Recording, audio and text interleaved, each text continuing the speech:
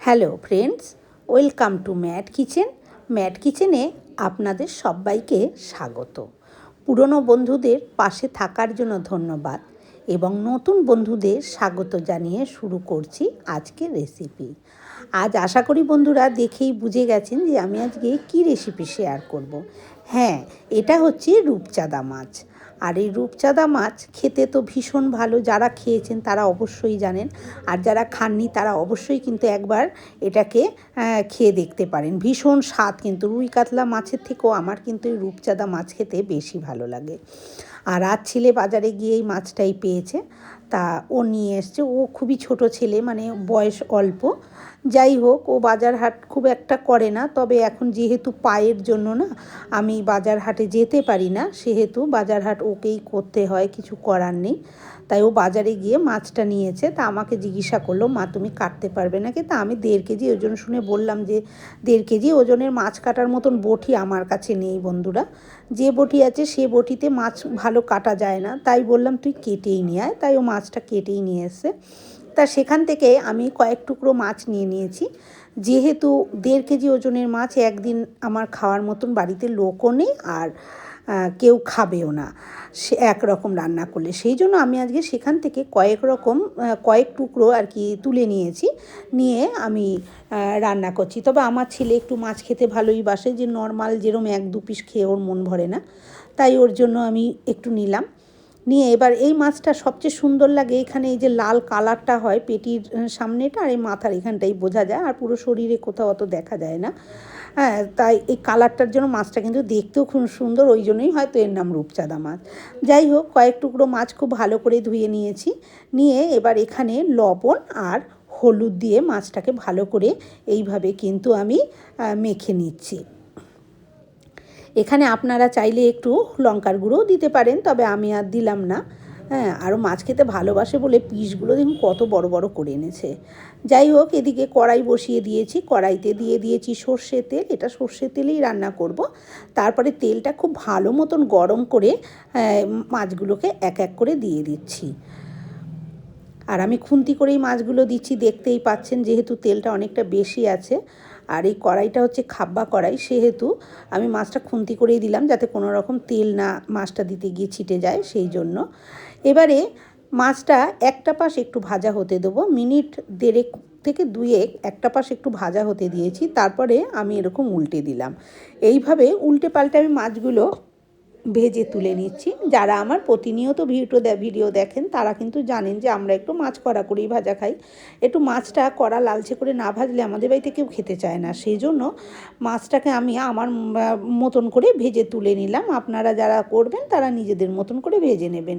এবার বাকি মাছ কটাও কিন্তু আমি ওই একই রকমভাবে ভেজে নেব। আর কিছুটা মাছ আমি রেখে দিয়েছি বন্ধুরা, সেই মাছটা আমি অন্য রকমভাবে একটু রান্না করব।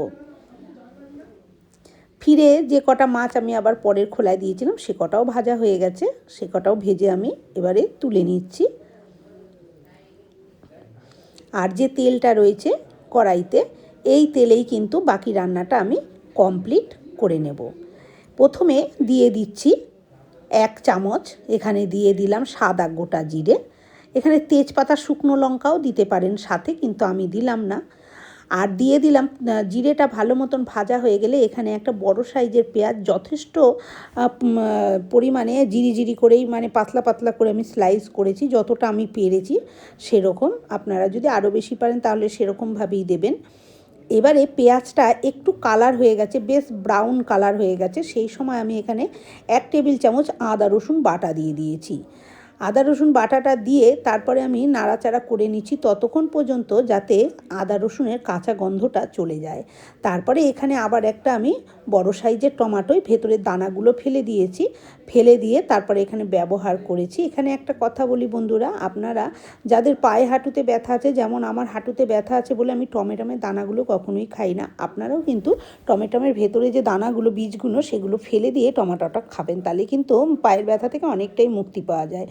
যাই হোক, এবারে আদা টমেটোটা একটু নরম হয়েছে সামান্য, সেই সময় এখানে কিছু মশলা অ্যাড করেছি। তার মধ্যে দিয়ে দিয়েছি 1 চা চামচ হলুদ গুঁড়ো, 1 টেবিল চামচ লাল লঙ্কার গুঁড়ো, 1 চামচ ধনের গুঁড়ো আর 1 চামচ দিয়েছি জিরের গুঁড়ো। ঝালটা অবশ্যই নিজেদের স্বাদ মতন ব্যবহার করবেন, যে যেরকম ঝাল পছন্দ করবেন। এবারে মশলাটার সাথে ভালো করে কষিয়ে নেব। আমি আবার এখানে 2 চামচ মতন জল দিয়ে দিয়েছি, যাতে মশলাটা না পোড়া লেগে যায় সেই জন্য। তারপরে একটু লবণও দিয়ে দিলাম, দিয়ে ভালো করে মশলাটাকে কষিয়ে নেব। বেশ 2-3 মিনিট ধরে মশলাটাকে এইভাবে গ্যাসের আঁচটা হাইতে রেখেই আমি কষিয়ে নিয়েছি। মশলা থেকে দেখুন তেলটা কিন্তু চারপাশে সেপারেট হয়ে গেছে, দেখেই বোঝা যাচ্ছে। আর টমেটোগুলো কিন্তু একদম গলে গেছে, পেঁয়াজও নরম হয়ে গেছে। এই পেঁয়াজটা খুব ভালো ভাজতেই কিন্তু পেঁয়াজটা নরম হয়ে গেছে। আর এক একটা পেঁয়াজ হচ্ছে চেয়ে থাকে, সেই পেঁয়াজগুলো একটু কড়াইয়ের মধ্যে নাড়াচাড়া করে নিয়ে তারপরে মিক্সিতে গ্রাইন্ড করে তারপরে ব্যবহার করবেন, তাহলে আর পেঁয়াজটা চেয়ে থাকবে না। এরকম তরকারির জন্য পেঁয়াজ চেয়ে থাকলে কিন্তু ভালো লাগবে না। মশলাটা খুব ভালো মতন কষিয়ে জল বেরিয়ে গেছে যখন, তখন এখানে দিয়ে দিলাম পরিমাণ মতন জল। জলটাও নিজেদের পছন্দ অনুযায়ী ব্যবহার করবেন, যে যেরকম ঝাল পছন্দ করবেন সেই অনুপাতে ঝাল নয় ঝোল পছন্দ করবেন সেই অনুপাতে কিন্তু জলটা ব্যবহার করবেন। তবে আমি এটা একটু মাখো মাখো রাখবো, কিন্তু অনেকগুলো মাছ যেহেতু, মাছটা তো ঝোলের মধ্যে ডুবতে হবে, মাছটার ভেতরে তো ফুটে নুন ঝাল ঢুকতে হবে, সেই জন্য সেই পরিমাণে আমি জলটা এখানে ব্যবহার করেছি। তারপরে ফুটে গেলে ঝোলটা ভেজে রাখা মাছটা দিয়ে দিলাম। মাছটা দিয়ে একটু মাছটাকে এইভাবে খুন্তি দিয়ে নাড়াচাড়া দিয়ে এই ঝোলের মধ্যে খুব ভালোভাবে এইভাবে উল্টে পাল্টে আমি ডুবিয়ে দেবো আর কি। দিয়ে এবারে আমি আবার ঢাকা দিয়ে দেবো। মিনিট 2 পর আমি আবার ঢাকনাটাকে খুলে নেব। খুলে নিয়ে দেখুন ঝোলটা কিন্তু ফুটে গেছে। এবারে কিন্তু এই ঝোলটা আমি আরেকটু টানিয়ে নেব, তাই এর উপরে আমি এখন দিয়ে দিচ্ছি বেশ কিছুটা ধনেপাতা কুচি দিয়ে দিলাম। আর দিয়ে দেব হচ্ছে গরম মশলা গুঁড়ো। এখানে আমি 1 চামচ গরম মশলা, যে শাহি গরম মশলা হয়, আমি সেই মশলাটাই এখানে ব্যবহার করেছি। দিয়ে একটু খুন্তি দিয়ে নাড়াচাড়া দিয়ে দিচ্ছি। নাড়াচাড়া দিয়ে দিলাম ভালো করে। এইটা কিন্তু আমি আর একটু ভালো করে ফুটিয়ে নেব।